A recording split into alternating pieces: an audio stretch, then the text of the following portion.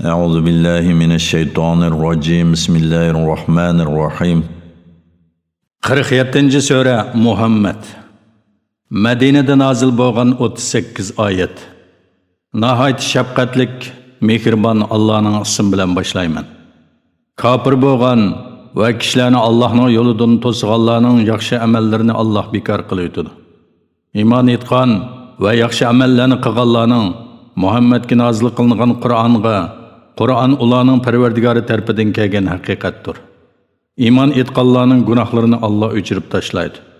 Ularning holini yaxshilaydi. Bu shuning uchundirki, kofirlar botilga, ya'ni shaytonga ergashdi. Mu'minlar bo'lsa, Parvardigori tarafidan kelgan haqiqatga, ya'ni Qur'onga ergashdi. Alloh insonlarga ularning ahvolini shundoq bayon qiladi. Sizlar kuffarlarga jang maydonida uchrashgan chig'inglarda ularni o'ltiringlar. Sizlar ularni qirib, ularni asir elinglar. Ondan ularni ihson qilish yuzidan qo'yib beringlar yoki fidya elib qo'yib beringlar. Toki urush o'zining ig'ir yukini tashlaganga qadar, ya'ni urush to'xtaganga qadar shimani shundaqdir. Agar Alloh xolisa albatta sizlarni urushga taklif qilmasdinlar, ularni jazolagan bo'ladi. Lekin Alloh ba'zilarni bilan sinash uchun, ya'ni iymoninglarni sinash uchun jihadga amr qildi. Allah'ın yo'lida o'ldirilganlarning, ya'ni shehidlarning amallarini Alloh bekor qilib o'tmaydi. Alloh ularni hidoyat qiladi va holini yaxshilaydi. Va ularga tunishtirilgan jannatga kirgizadi. Ey mu'minlar, sizlar Allohga, ya'ni Allohning diniga yordam bersanglar, Alloh sizlarga dushmaninglarga qarshi yordam beradi. Qadaminglarni urush maydonida baqaror qiladi. Kofirlarni Alloh halok qiladi. Ularning yaxshi amallarini bekor qiladi. Bu shuning uchundirki, ular Alloh nazil qilgan kitobni, ya'ni Qur'onni yomon ko'rish bilan o'zlarining amallarini barbod qildi. Ular zaminda sayr qilib ilgirkilarning oqibatining qanday bo'lganligini ko'zatmadimi? Alloh ularni halok qildi. Bu kofirlar shunday oqibatga qoladi. Bu shuning uchundirki, Alloh mu'minlarning madadkoridir, kofirlarga madadkori yo'qdir.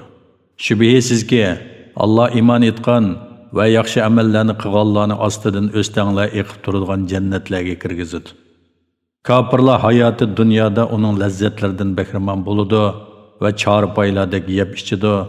Oxiratda ularning joyi do'zax bo'ladi.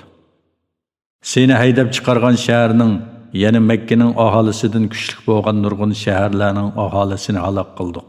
Ularga hech qanday yordam qiluvchi bo'lmadi. Parvardigori tarafidan bo'lgan ro'shan dalillarga asoslangan odam, ya'ni mu'min, o'zining yomon amali chiroyli ko'rsatilgan va nafs xohishlariga egashgan odamga, ya'ni kofirga o'xshamdi. Taqvodorlarga va'da qilingan jannatning sifati shuki, u yerda rangi o'zgarmagan suvdan o'stanglar, ta'mi o'zgarmagan sutdan o'stanglar, ishko'chilarga lazzat beg'ishlaydigan maydan o'stanglar va sop asaldan o'stanglar bo'ladi. Ularga jannatda bahramand bo'ladigan turli mevalar bo'ladi va Parvardigori tarafidan mag'firat bo'ladi. Bundaq taqvodorlar do'zaxda mangu qoladigan qaynoq suv bilan sug'urilib qiziqliqidan uchaylari par qilinadiganlar bilan o'xshashmi? Ulardan, ya'ni munofiqlardan ba'zi kishilar sening so'zingga quloq soladi.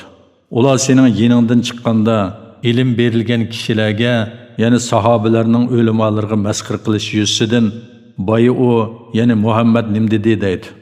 Ana shular Alloh dillarini pechatlayib o'tganlardir. Nafs xohishga ergashganlardir. Hidoyat topganlarni Alloh texmi hidoyat qiladi, ularga taqvodorlik mukofotini berdi. Ular, ya'ni Makka kuffarlari faqat qiyomatning ularga tuyuqsiz kelishini kutadi. Shubhisizki, qiyomatning alomatlari keldi. Ularga qiyomat kelganda, ular qandoqmi vaz-nasiyat oladi? Bilginki, Allohdan boshqa hech ma'budi var haq yo'qdir. Gunohing uchun, har ayol mu'minlar uchun mag'firat tiligin. Alloh sizlarning bu dunyodagi harakatinglarni va oxiratdagi joyinglarni biladi.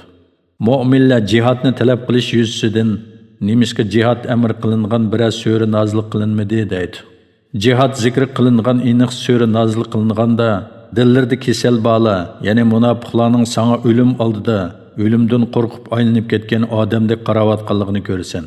Ey Muhammad, ularning sana itoat qilishi va chiroyli so'z qilishi ular uchun albatta yaxshi edi. Urush qaror qilingan chaqda ular Allohga sodiq bo'lsa, albatta ular uchun yaxshi edi. Sizlar islomdan yuz o'rsanglar, zaminda buzuqchilik qilasizlarmi va sil rahimni uzib qo'yasizlarmi? Ana shunday kishilarni Alloh rahmatidan yiroq qildi. Ularni haqni anglashdan g'as qildi, hidoyat yo'lini ko'rishdan ko'r qildi. Ular haqni tonish uchun Qur'onni fikr qilmamda, balki ularning dillarida qulub bor. Shunga ular tushunmaydi. To'g'ri yo'l aniq bo'lgandan keyin orqasiga qaytib olganlar, ya'ni iymondan kufrga qaytganlarga ularning bu ishini shayton chiroyli ko'rsatdi. Shayton orzu va ajalning uzunligi bilan ularning ko'nglini tindirdi. Bu yana shaytonning ularni ozdirishi, shuning uchundirki, ular Alloh nozil qilgan narsani yomon ko'rgan kofirlarga biz ba'zi ishlarda sizlarga itoat qilamiz dedi. Alloh ularning sirlarini biladi. Azab farishtalari ularning yuzlariga va orqalariga urgan holda ularning jonlarini ilayotganda ularning holi qandoq bo'ludi? Bu azab shuning uchundirki, ular Allohni darg'azab qiladigan narsalarga ergashdi. Allohning roziligini, ya'ni Allohni rozi qiladigan ishlarni yoqtirmadi. Shuning bilan Alloh ularning amallarini bekor qildi. Dillarda kesal bala, ya'ni munofiqlar Alloh o'zlarining islomga bo'lgan dushmanligini oshkorlamaydi deb o'ylamdi. Agar biz xohlasak, ularni cho'qim sana bildiratdik. Cho'qim ularning simasidan toniyting. Sen albatta so'zning uslubidan ularni toniysan. Alloh sizlarning amallaringlarni bilib turadi. Biz sizlarni albatta jihodga amr qilish va mushaqqatli ishlarga taklif qilish bilan sinaymiz. Toki sizlarning ichinglardan Alloh yo'lida jihad qiluvchilarni va jihodning mushaqqatlariga chidashlik berguvchilarni bilganga sirlaringlardan vaqt bo'lganga qadar. Shubhisizki, kofir bo'lganlar, kishilarni Allohning yo'lidan to'sqanlar, to'g'ri yo'l aniq bo'lgandan keyin payg'ambar bilan dushmanlashganlar Allohga qilchisiz yetkazolmaydi. Alloh ularning sadiqa berganga o'xshash amallarini bekor qiladi. Shuning bilan oxiratda uning savobiga erishamaydi. Ey mu'minlar, Allohga itoat qilinglar, payg'ambarga itoat qilinglar. Amallaringlarni kufri, nifoq va riyo bilan bekor qilib o'tmanglar. Shubhisizki, kofir bo'lgan va kishilarni Allohning yo'lidan to'sqanlar, ondan kofir piti o'lganlarni Alloh hargiz mag'firat qilmaydi. Kofirlar bilan jang qilgan chig'inglarda bo'shib qolmanglar. Kofirlarni sulhga chaqirmanglar. Halbuki sizlar g'olib tursizlar. Alloh sizlar bilan birgadir. Alloh hargiz amallaringlarning savobini kemaytirib o'tmaydi. Dunyo tirikchiligi faqat o'yin va tomoshadan iboratdir. Agar sizlar iymon etsanglar va taqvodorlik qilsanglar, Alloh sizlarga ajringlarni beradi. Mol-mulkinglarning hammasini berishni so'ramaydi, faqat zakotni berishinglarni so'raydi. Agar u sizlardan mol-mulkinglarni jiddiy so'rasa, bexillik qilasizlar. Bu bexillik sizlarning islomga bo'lgan adovatinglarni oshkorlaydi. Sizlar shunday kishilarki, Allohning yo'lida pul-mol sarf qilishga chaqirilsanglar, sizlarning oranglarda bexillik qiladiganlar bor. Kimki bexillik qiladi ekan, u o'zining zini uchun bexillik qiladi. Alloh sizlarning mol-mulkinglardan behojatdir. Sizlar bo'lsanglar Allohga muhtojsizlar. Agar sizlar Allohning taatidan yuz o'rsanglar, Alloh sizlarning o'rninglarga boshqa bir qavmni almashtiradi. Ular sizlarga o'xshash bo'lmaydi.